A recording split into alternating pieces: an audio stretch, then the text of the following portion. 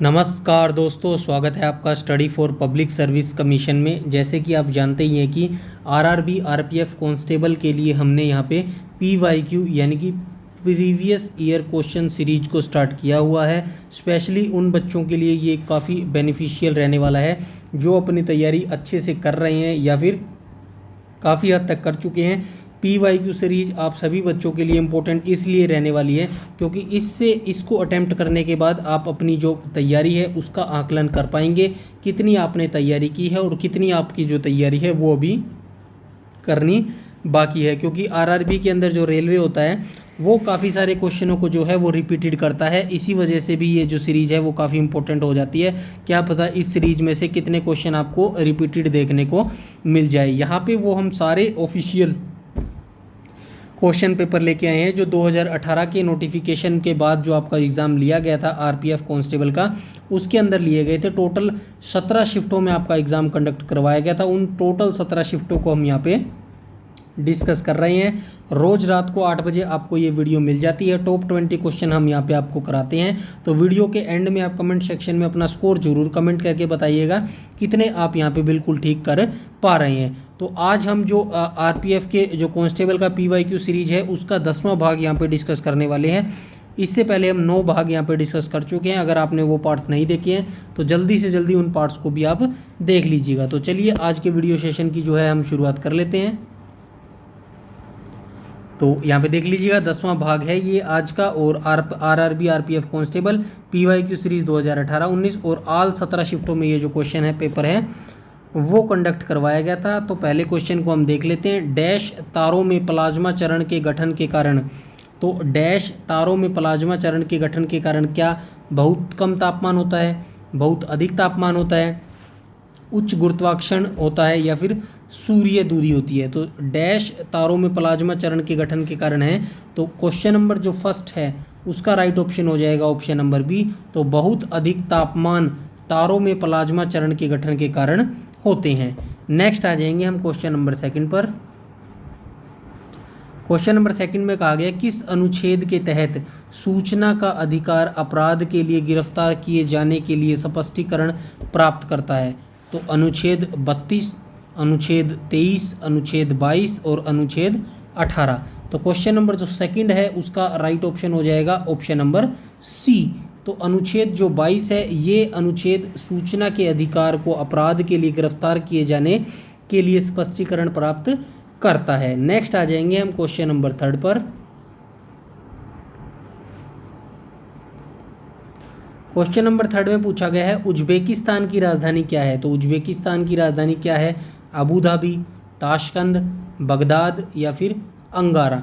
तो जो question number 3 है उसका राइट ऑप्शन हो जाएगा ऑप्शन नंबर बी। तो ये जो उज्बेकिस्तान है इसकी राजधानी हो जाएगी ताशकंद। क्वेश्चन नंबर 3 का राइट ऑप्शन हो जाएगा ऑप्शन नंबर बी। नेक्स्ट आ जाएंगे हम क्वेश्चन नंबर 4 पर। तो क्वेश्चन नंबर 4 में पूछा गया 2018 राष्ट्रमंडल खेलों का आधिकारिक शुभंकर था। तो ये उस समय 2018 के करंट अफेयर से रिलेटेड क्वेश्चन पूछा गया है। बट अब आप ये हिस्ट्री से रिलेटेड याद रखिएगा। 2018 जो राष्ट्रमंडल खेल हुए थे उनका शुभंकर जो था वो क्या था? बारबी था, अप्पू था, भिन्न था या फिर काका था। क्वेश्चन नंबर 4 का राइट ऑप्शन हो जाएगा ऑप्शन नंबर ए। तो ये जो 2018 के राष्ट्रमंडल खेल थे इनका शुभंकर हुआ करता था बारबी। नेक्स्ट आ जाएंगे हम क्वेश्चन नंबर 5 पर।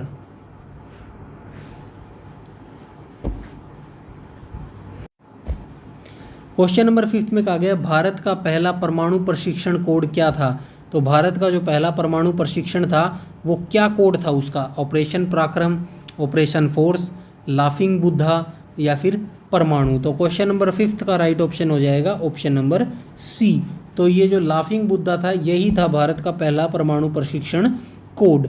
नेक्स्ट आ जाएंगे हम क्वेश्चन नंबर 6 पर। क्वेश्चन नंबर 6 में कहा गया यदि कोई सदस्य बिना अनुमति के डैश अवधि के लिए अनुपस्थित होता है तो सदन द्वारा सदस्य की जो सीट को रिक्त घोषित किया जा सकता है। मतलब कितने दिन की अनुपस्थिति के बाद जो उसकी सीट है उसको खाली घोषित किया जा सकता है किसी भी सदस्य के लिए। तो 60 दिन, 120 दिन,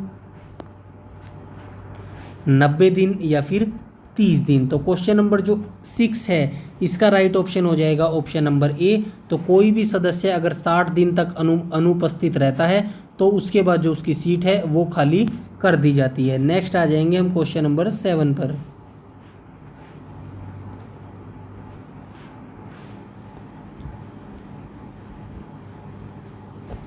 क्वेश्चन नंबर 7 में पूछा गया अमरावती शैली की वास्तुकला किस राज्य से संबंधित है। तो जो अमरावती शैली है ये इसकी वास्तुकला किस राज्य से संबंधित है, गुजरात से, कर्नाटक से, महाराष्ट्र से या फिर आंध्र प्रदेश से। तो क्वेश्चन नंबर 7 का राइट ऑप्शन हो जाएगा ऑप्शन नंबर डी। तो ये जो अमरावती शैली की वास्तुकला है ये आंध्र प्रदेश राज्य से संबंध रखती है।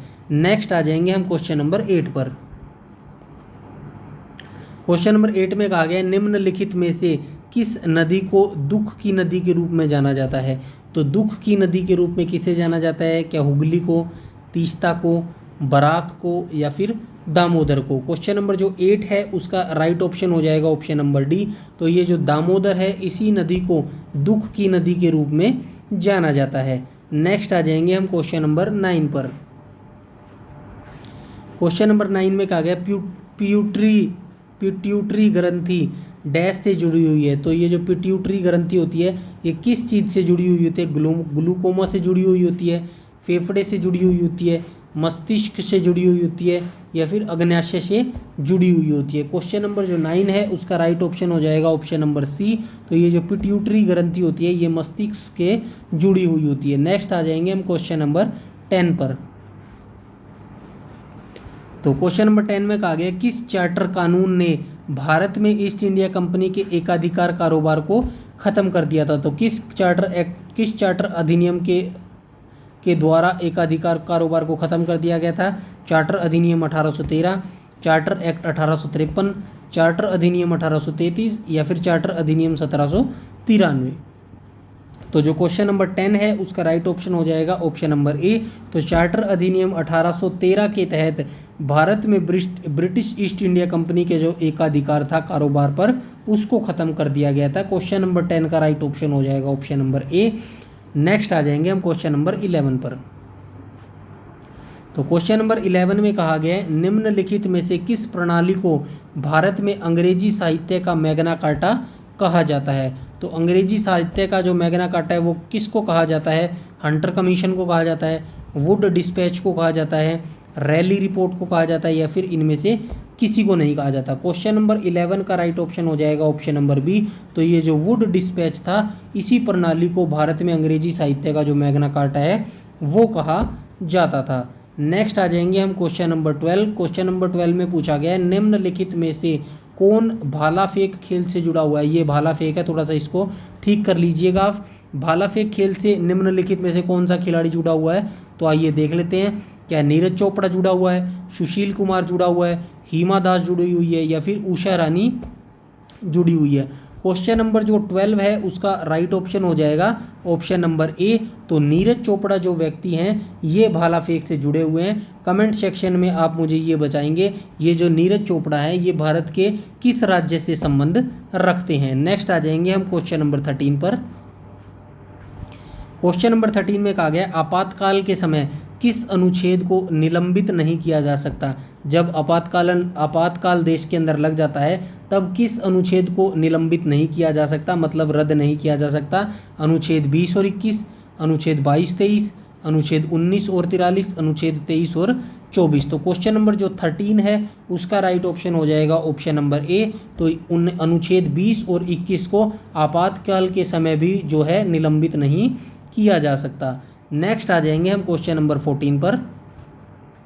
क्वेश्चन नंबर 14 में कहा गया सजावटी लिखावट के निर्माण की संरचना को क्या कहा जाता है।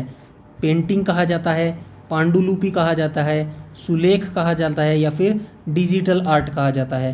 क्वेश्चन नंबर जो 14 है उसका राइट ऑप्शन हो जाएगा ऑप्शन नंबर सी। तो ये जो सजावटी लिखावट के निर्माण की संरचना है इसको सुलेख कहा जाता है। क्वेश्चन नंबर 14 का राइट ऑप्शन हो जाएगा ऑप्शन नंबर सी। नेक्स्ट आ जाएंगे हम क्वेश्चन नंबर 15 पर। 15 में कहा गया मानव आवाज़ मशीन में कितने वाद्य यंत्र होते हैं। जो मानव की आवाज़ है उसके अंदर कितने वाद्य यंत्र होते हैं, 2, 4, 1 या फिर 3। क्वेश्चन नंबर 15 का राइट ऑप्शन हो जाएगा ऑप्शन नंबर ए। तो 2 वाद्य यंत्र इसके अंदर होते हैं। नेक्स्ट आ जाएंगे हम क्वेश्चन नंबर 16 पर। 16 में कहा गया है निम्नलिखित में से कौन सा मूल भारतीय खेल है। तो भारत का मौलिक जो खेल है वो कौन सा है, क्रिकेट है, जूडो है, रग्बी है या फिर खो खो है। तो क्वेश्चन नंबर 16 का राइट ऑप्शन हो जाएगा ऑप्शन नंबर डी। तो भारत का जो मूल भारतीय खेल है वो है खो खो। नेक्स्ट आ जाएंगे हम क्वेश्चन नंबर 17 पर। 17 में कहा गया है जब किसी वस्तु को एक निश्चित ऊंचाई से स्वतंत्र रूप से छोड़ा जाता है तो उसकी ऊर्जा पर क्या प्रभाव पड़ता है। ऊर्जा में कोई परिवर्तन नहीं होता, ऊर्जा में कमी हो जाती है, संभावित ऊर्जा घटती है और गतिज ऊर्जा बढ़ती है या फिर संभावित ऊर्जा बढ़ती है। क्वेश्चन नंबर 17 का राइट ऑप्शन हो जाएगा ऑप्शन नंबर सी। जब किसी वस्तु को एक निश्चित ऊंचाई से स्वतंत्र रूप से छोड़ा जाता है तो जो उसकी ऊर्जा है वो संभावित ऊर्जा घट जाती है और गतिज ऊर्जा उसकी बढ़ जाती है। नेक्स्ट आ जाएंगे हम क्वेश्चन नंबर 18 पर। क्वेश्चन नंबर 18 में कहा गया है एक व्यक्ति जो संसद का सदस्य नहीं है वह किसी भी सदन से संबंधित नहीं है, ऐसे व्यक्ति को डैश की अधिकतम अवधि के लिए भारत के प्रधानमंत्री के रूप में नियुक्त किया जा सकता है। तो कितने समय अवधि के लिए भारत के प्रधानमंत्री के रूप में नियुक्त किया जा सकता है। 6 महीने, 6 सप्ताह, 6 महीने, 1 वर्ष या फिर 2 महीने। क्वेश्चन नंबर 18 का राइट ऑप्शन हो जाएगा ऑप्शन नंबर बी हो जाएगा। तो ये हो जाएगा 6 महीने।